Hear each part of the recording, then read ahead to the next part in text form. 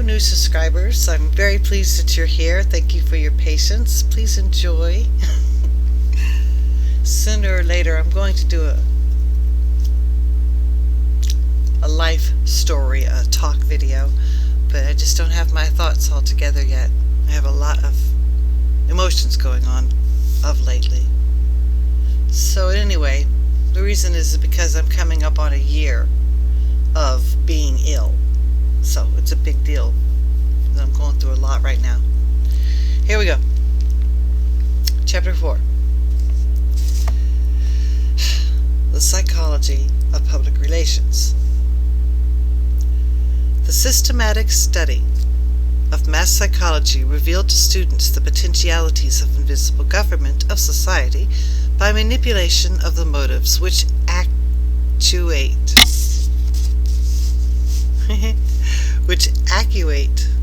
man in the group. Trotter and Le Bon, who approached the subject in a scientific manner, and Graham Wallace, Walter Lippmann, and others who continued with searching studies of the group mind, established that the group mind has mental characteristics distinct from those of the individual, and is motivated by impulses and emotions which cannot be explained on the basis of what we know of individual psychology. This is important because many of the things that this chapter deals with, you can see on YouTube, public current events, people mocking this side, that side, lefties against the rights, who's stupid, who's stupider, all those mocking videos that you see. You can definitely see a lot of what is being spoken of here. For example, I watch a lot of commentary from political, social commentary, and I watch all sides, although I lean one way or the other because one seems logical and the other seems ridiculous. But you always see the same memes. You always see the same clips. In fact, if you listen carefully, it's always practically the same script. It's the same opinion and the same script, no matter what side you're on. And I find that suspicious. Curated public manipulation. And here we go. So the question naturally arose: if we understand the mechanism and the motives of the group mind, is it not possible to control and regiment the masses according to our will without their knowing about it? The recent practice of propaganda has proved that it is possible, at least up to a certain point, and within certain limits. Mass psychology is as yet far from being an exact science, and the mysteries of human motivation are by no means all revealed. But at least theory and practice have combined with sufficient success to permit us to know that in certain cases, we can effect some change in public opinion to a fair degree of accuracy by operating certain mechanism. Boy, did I screw that sentence up. Just saying, we can control the public opinion with a fair degree of accuracy by operating a certain mechanism. Just as the motorist can regulate the speed of his car by manipulating the flow of gasoline. Haha, because I read that sentence wrong. Propaganda is not a science in the laboratory sense, but it is no longer entirely the empirical affair that it was before the advent of the study of mass psychology. It is now scientific in the sense that it seeks to base its operations upon definite knowledge drawn from direct observation of the group mind. And they even add a for a while. Stay tuned. If I stay alive, we'll get to the LeBron book. I got 2 of them. If you dare. Okay. I'm sorry, boo. I have to be in a goofy mood. Let me get this energy up for this. Boop. The advent of the study of mass psychology. It is now scientific in the sense that it seeks to base its operations upon definite knowledge drawn from direct observation of the group mind. Okay, I've already read that. And upon the application of principles which have been demonstrated to be consistent and relatively constant. The modern propagandist studies systematically and objectively the material with which he is working in the spirit of the laboratory.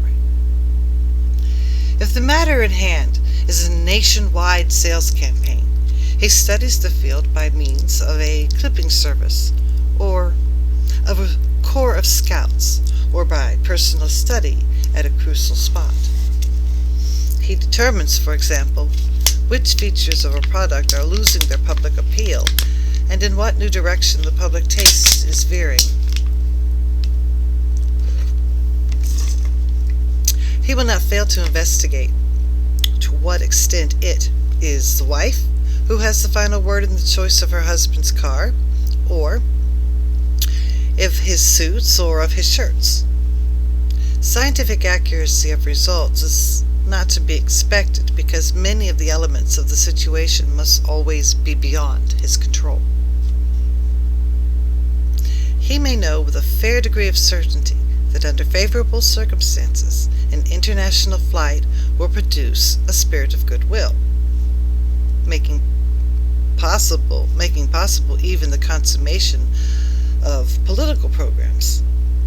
But he cannot be sure that some unexpected event will not overshadow this flight in the public interest, or that some other aviator may not do something more spectacular the day before. Even in his restricted field of public psychology, there must always be a wide margin of error. Let me look at this again. I don't think we understood it. Okay, so the scientific accuracy of results is not to be expected because many of the elements of the situation will always be beyond your control. Now, you may know with a fair degree of certainty that if X, Y, and Z in an international flight, having those things will produce a spirit of goodwill, making even possible the consummation of political programs. I don't even understand what that's supposed to mean. Like if you have the goodwill in there with nice pictures of, you get a movie, you get your peanuts, and then you get a seat that goes back 3 inches back farther, then maybe the goodwill will have people in a happy, happy space. Oh, we're flying with comfort and luxury. And then you can go ahead and pop up a Vote Obama sticker. Is that what they mean? Or a little bit of other, slavery is good type of thing. Oh no, someone's going to take that, mix it up, make me sound silly, so now I'm just going to have to say to all the lefties that's watching me, or might in the future, or have in the past, that I renounce all that. I renounce everything I say, because you know why? It's just wind. Just wind. Anyway. Sorry about that, guys. I'm not starting over, because this is a lot of reading. Alright, that's what they mean, maybe? Okay, but he cannot be sure that some unexpected event will not overshadow this flight in the public interest. Like Delta crashes into a mountain, so now people are afraid to fly, so they don't really care what kind of wine you're serving. Okay? Or that some other aviator might not do something more spectacular the day before, and we're gonna have a drag queen reading hour on board, ladies and gentlemen. And everyone's like, oh yeah, screw your wine, man, there's a horse on stage. Alright, Propaganda, like economics and society, can never be an exact science for the reason that its subject matter, like theirs, deals with human beings. No, not all of my videos are like this cool, only some.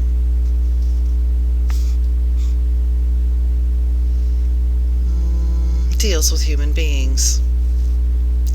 If you can influence the leaders, either with or without their conscious cooperation, you will automatically influence the group which they sway.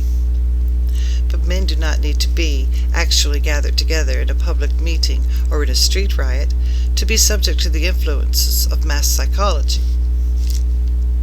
Because man is by nature gregarious, he feels himself to be a member of the herd, even when he is alone in his room with the curtains drawn. His mind retains the patterns which have been stamped on it by the group influences. A man sits in his office deciding what stocks to buy. He imagines, no doubt, that he is planning his purchases according to his own judgment. In actual fact, his judgment is a melange of impressions stamped on his mind by outside influences, which unconsciously control his thought. He buys a certain railroad stock because it was in the headlines yesterday, and hence it is the one which comes most prominently to his mind, because the pleasant recollection of a good dinner on one of its fast trains a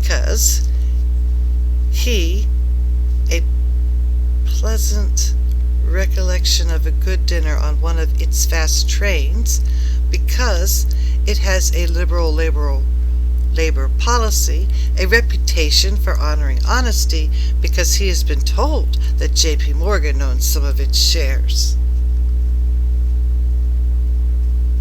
So these are all the reasons that he hears this stock must be good. Like, for example, if I ever have enough money to go into stocks, I'm going to put my ear to the ground and I'm going to listen for a couple of things. And one of those things is, does Nancy Pelosi want it? Because if she buys some, I'm getting some. You know what I'm saying? Alright. Trotter and Le Bon conclude that the group mind does not think in the strict sense of the word. In place of thoughts, it has impulses, habits, and emotions. In making up its mind, its first impulse is usually to follow the example of a trusted leader. This is one of the most firmly established principles of mass psychology, or celebrity. It operates in establishing the rising or diminishing prestige of a summer resort, or in causing a run on the bank, or a panic on the stock exchange, or in creating a bestseller or a box office success. But when the example of a leader is not at hand, then the herd must think for itself. It does so by means of cliches, pat words or images which stand for a whole group of ideas or experiences. The summer picnic! Let's go hiking! Oh, there's others, but that's all I can think of right now. Not many years ago, it was only necessary to tag a political candidate with the word interests to stampede millions of people into voting against him, because anything associated with the interests seemed necessarily corrupt. Or fascist, for example. These tricks are being used on us today. Open your eyes. Feed your brain. Recently, the word Bolshevik has performed a similar service for persons who wish to frighten the public away from a line of action. By playing upon an old cliché or manipulating a new one, the propagandist can sometimes swing a whole mass of group emotions. No.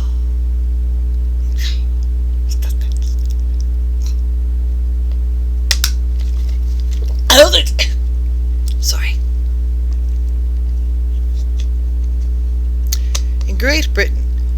the war, the evacuation hospitals came in for a considerable amount of criticism because of the summary way in which they handled their wounded. It was assumed by the public that a hospital gives prolonged and conscientious attention to its patients. When the name was changed to evacuation posts, the critical reaction vanished. No one expected more than adequate emergency treatment from an institution so named. It's all in the name. Location, location, location. I've lost my reading device. And now, thank you.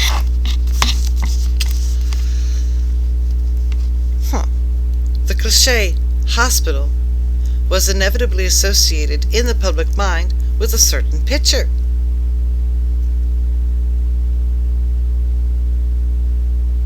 Brilliant! To persuade the public to discriminate between one type of hospital and another, to dissociate the cliché from the picture it evoked. I read that wrong. To persuade the public to discriminate between one type of hospital and another, to dissociate the cliché from the picture it evoked would have been an impossible task. Instead, a new cliché automatically conditioned the public emotion toward these hospitals. Men are rarely aware of the real reasons which motivate their actions. A man may believe that he buys a motor car because, after careful study of the technical features of all the makes on the market, he has concluded that this is the best. He almost certainly is fooling himself. He bought it, perhaps, because a friend whose financial acumen he respects bought one last week. Acumen means skill, ability, knowledge. So, he respects the way that guy handles his money. He bought one. Or because his neighbors believed that he was not able to afford a car of that class. I'll show them a good car like that. I'll put some subwoofers in it. Or because its colors were those of his college fraternity. That's cool. It is chiefly the psychologists of the school of Freud who have pointed out that many of man's thoughts and man's actions, which are compensatory. I was thinking this, but now I can't say the word. All right. It is chiefly the psychologists of the school of Freud who have pointed out that many of man's thoughts and actions are compensatory substitutes for desires which he has been obliged to suppress. I wasn't cool. That's why I want the school colors in my nice car. A thing may be desired not for its intrinsic worth or usefulness, but because he has unconsciously come to see in it a symbol of something else, the desire for which he is ashamed to admit to himself. A man buying a car may think he wants it for the purposes of locomotion, whereas the fact may be that he would really prefer not to be burdened with it, and would rather walk for the sake of his health. He may really want it because it is a symbol of social position, an evidence of his success in business, or a means of pleasing his wife. This general principle that men are very largely actuated by motives which they conceal from themselves is as true of mass as of individual psychology. It is evident that the successful propagandist must understand the true motives and not to be content to accept the reasons which men give for what they do. That was pretty rich. Isn't that very, very, very rich? It was very rich. You'll have to probably listen a couple times to it. That's why I recorded these things.